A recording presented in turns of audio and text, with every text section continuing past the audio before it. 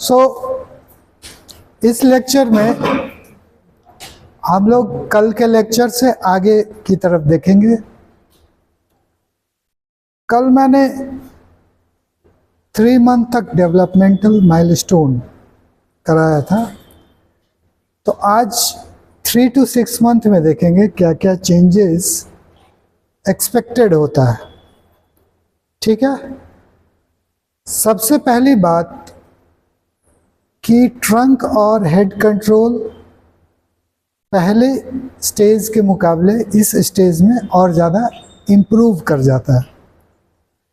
And जो infant है वो अपना पूरा विजुअल फील्ड जहाँ तक वो देख सकता है वहाँ तक वो अपना जो है इसको नेक को वो रोटेट कर सकता है, हेड कंट्रोल के साथ इसका रोटेशन कर सकता है।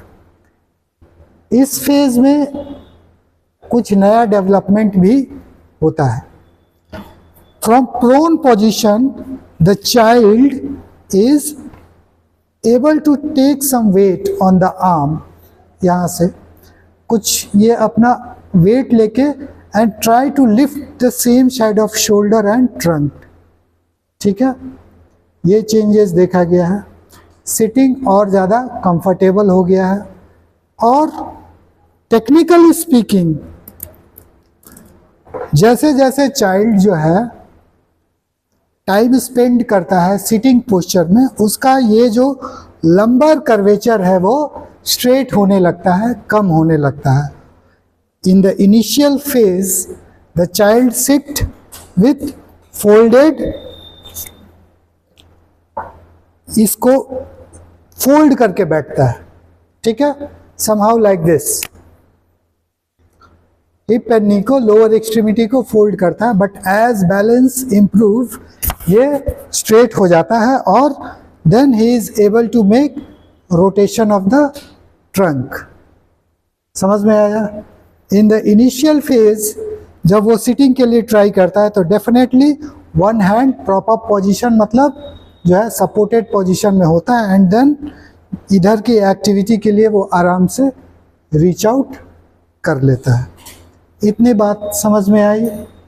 ठीक है, अब इसका जो सोशल अवेयरनेस है पहले से ज़्यादा इम्प्रूव हो जाता है। कुछ चीज़ें बोर्ड पे नहीं है जो हम अभी बता देते हैं, बाद में लिख देंगे। When you give some toys which can produce rattling sound, जो झुनझुना टाइप का तेज़ आवाज़ करने वाला खिलौना होता है, आप अगर बच्चे के सामने लेके जाएंगे तो डेफिनेटली वो पहले भी उसको होल्ड करता था, अभी भी ज़्यादा समय तक होल्ड करेगा। लेकिन एक नई बात आती है, now he can easily transfer from one hand to another hand. ठीक है, एक और नई बात जो इस फेज में होता है वो होता है रोलिंग। रोलिंग 2 तरीके से होता है, from prone to supine and supine to prone.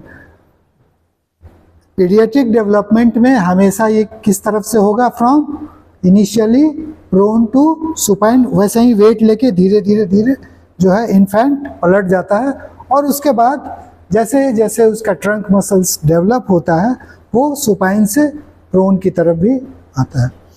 2 बहुत इम्पॉर्टेंट टेस्ट है, एक का तो डिस्क्रिप्शन हम लिखे हैं, दूसरा का लिखना है। एक है फॉरवर्ड पैराशूट रिएक्शन टेस्ट। ये टेस्ट लाइफ लॉन्ग परसिस्ट रहता है, याद रखना। ठीक है, फॉरवर्ड पैराशूट रिएक्शन टेस्ट। इस टेस्ट में करते क्या है, बच्चे को जो है हॉरिजेंटल पोजीशन में उठा लेते हैं और उठाने के बाद जो है उसको जो है फॉरवर्ड मूवमेंट कराते हैं। During the forward movement observe किया जाता है कि बच्चे का जो अपर एक्सट्रीमिटी है उसमें क्या चेंजेस आता है। If there is a extension of upper bilateral upper extremity during the forward movement and there is a spreading of the fingers, ठीक है, तो इसका मतलब कि टेस्ट पॉजिटिव है और ये नॉर्मल है। ठीक है, ऐसा होना चाहिए। And head should be down, मतलब बच्चा ये पोजीशन इसीलिए एज्यूम करता है ताकि मूवमेंट जो दिया जा रहा है उसको वो ब्रेक कर सके। आई बात समझ में? तो अगर ये इस तरीके का मूवमेंट होता है इसका मतलब नॉर्मल है। इफ चाइल्ड डजंट डू, इसका मतलब डेवलपमेंटल डिले है। और ये पर्टिकुलर टेस्ट पेडियाट्रिक प्रैक्टिस में, न्यूरोलॉजी में, पेडियाट्रिक न्यूरोलॉजी में बहुत फ्रीक्वेंट किया जाता है, इम्पॉर्टेंट है आप लोग के लिए भी। ठीक है। सो अगर आपको कोई केस मतलब मिलता है ड्यूरिंग द, इस दौरान तो नहीं मिलेगा, हो सकता है ये थोड़ा सा और बड़ा हो जाए और उसका जो है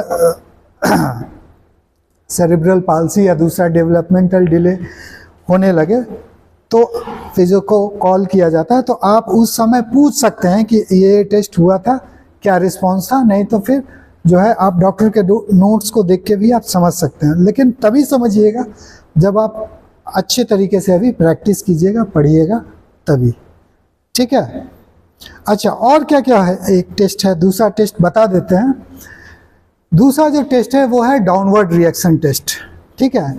इसमें क्या होता है कि चाइल्ड को ऐसे होल्ड करके जो है नीचे की तरफ तेजी से लाया जाता है, जैसे फ्री फॉलिंग हो रहा है, और उसके लोअर लिम्ब को जो है फिर जो है एंटीसिप देखा जाता है कि क्या चेंजेस है। अगर उसका जो लोअर एक्सट्रीमिटी है ड्यूरिंग द डाउनवर्ड मूवमेंट वो अगर टाइट हो जाता है, फुल्ली एक्सटेंड होके इस तरीके से टाइट होता है कि he is ready for to take the impact, the muscles become tight for bracing effect, तो इसका मतलब टेस्ट पॉजिटिव है और ये होना चाहिए। अगर नहीं होता है during the downward movement, if hip and knee is folded, ठीक है, अगर ऐसा अपीयरेंस होता है ड्यूरिंग द डाउनवर्ड मूवमेंट, तो इसका मतलब है कि उसका लोअर एक्सट्रीमिटी का मसल्स और muscles of the lower trunks are poorly developed. समझ में आया? सबको सब कुछ समझ में आया? ठीक है। सोशल स्माइल और ज़्यादा बढ़ जाता है। द चाइल्ड जो अपना वोकल आवाज़ निकालता है वो और ज़्यादा लाउडर, क्लियरर, मीनिंगफुल, इस तरीके के साउंड वो प्रोड्यूस करता है, एंड रिकॉग्नाइजेशन भी वो पहले के मुकाबले बेहतर करता है। ठीक है, क्लियर है? ओके, देन कैमरा को ऑफ कीजिए।